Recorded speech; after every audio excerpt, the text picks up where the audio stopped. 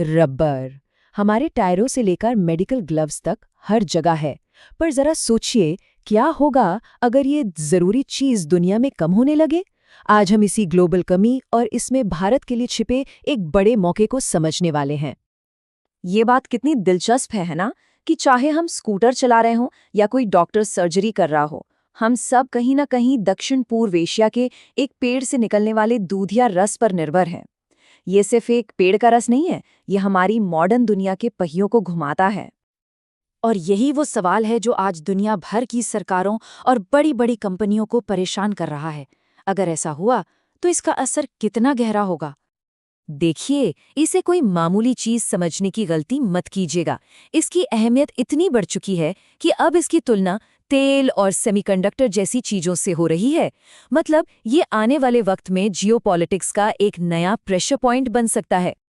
तो सवाल ये उठता है कि आखिर दुनिया भर में रबर की सप्लाई इतनी नाजुक क्यों हो गई है? इसके पीछे कोई एक वजह नहीं है, बल्कि कई चीजें एक साथ हो रही हैं।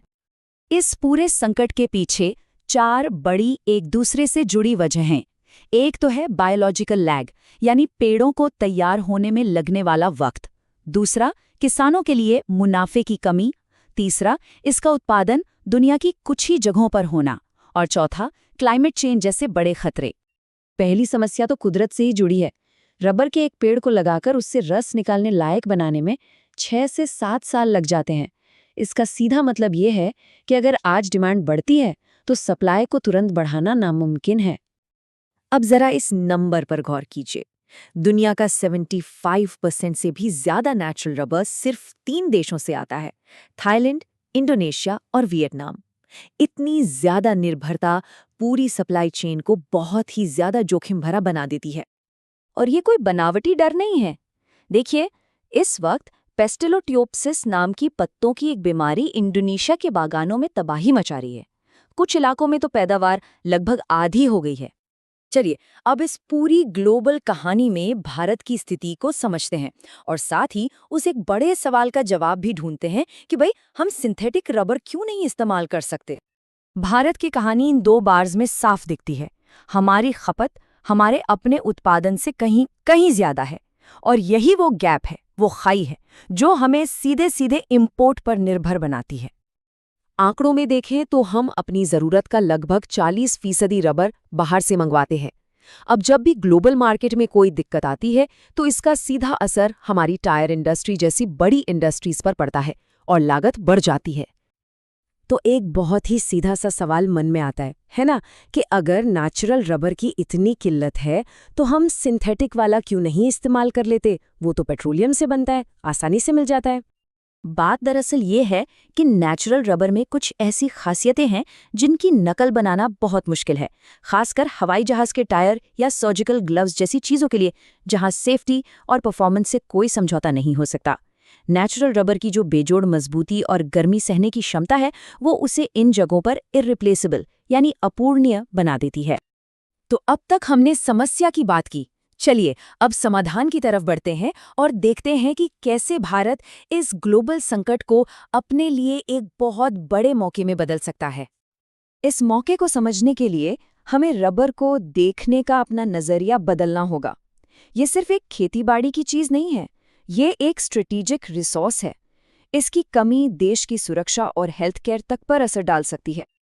तो भारत की स्ट्रैटेजी क्या है? ये सिर्फ ज्यादा पेड़ लगाने की नहीं है, ये एक स्मार्ट मल्टी स्टेप प्लान है। इसमें यूरोपियन यूनियन के नए सख्त नियमों को पूरा करना है, प्रोसेसिंग और रिसाइकलिंग के जरिए वैल्यू बढ़ानी है, और नॉर्थ ईस्ट जैसे नए इलाकों में उत्पादन को बढ़ावा देना है। यहीं पर एक बड़ा दांव छिपा है। यूरोपियन यूनियन ने हाल ही में नियम बनाया है कि उन्हें पता होना चाहिए कि रबर किस खेत से आया है, ताकि जंगलों की कटाई न हो। भारत इस नियम को एक चुनौती की तरह नहीं, बल्कि एक मौके की तरह देख सकता है और अपने रबर को एक प्रीमियम और भरोसेमंद प्रोडक्ट की तरह पेश कर सकता है। तो कुल मिलाकर असली खेल सिर्फ ज्यादा उत्पादन करने का नहीं है, भविष्य इस बात में है कि हम कितनी वैल्यू ऐड कर पाते हैं। अब यह वैल्यू एडिशन कई तरीकों से हो सकता है, जैसे नॉर्मल रबर की जगह high quality medical grade latex बनाना, या फिर पुराने टायरों को रिसाइकिल करके एक नया रिसोर्स बनाना, और मजे की बात यह है कि हमारे बंदरगाहों पर दुनिया भर से पुराने टायर पहले से ही आ रहे हैं, जो इस रिसाइकलिंग इंडस्ट्री के लिए एक तैयार कच्चा माल है। सिर्फ रबर रिसाइकलिंग के बाजार को ही देख लीजिए, इसमें कितना जबरदस्त आर्थिक अवसर है। अनुमान है कि ये बाजार 2035 तक $1 बिलियन को भी पार कर जाएगा, जो आज के मुकाबले लगभग 4 गुना ज्यादा है। ऐसी एक प्रीमियम और पारदर्शी सप्लाई चेन बनाने के लिए सरकार और इंडस्ट्री मिलकर कई बड़े कदम उठा भी रहे हैं। हर खेत की जियो मैपिंग से लेकर किसानों को बेहतर टेक्नोलॉजी और फाइनेंशियल सपोर्ट देने तक ये सारे प्रयास इसी दिशा में हैं। और आखिर में पूरी बात इसी एक लाइन पर आकर टिक जाती है। असली जीत उसकी होगी जो सिर्फ ज्यादा पेड़ नहीं लगाएगा, बल्कि जो क्वालिटी और नियमों के पालन को सबसे तेजी से बढ़ाएगा। तो ये है भारत के लिए मौका, एक ऐसे भरोसेमंद, पारदर्शी और हाई वैल्यू सप्लायर बनने का, जिसकी तरफ दुनिया उस वक्त देखेगी जब उसे रबर की सबसे ज्यादा जरूरत होगी। तो अंत में सवाल यही है, दुनिया को रबर का एक नया सोर्स चाहिए। अब ये भारत को तय करना है कि वो कौन सा खेल खेलता है, सिर्फ ज्यादा जमीन पर पेड़ लगाने का शॉर्ट टर्म गेम या फिर क्वालिटी और भरोसे पर टिका लॉन्ग टर्म गेम।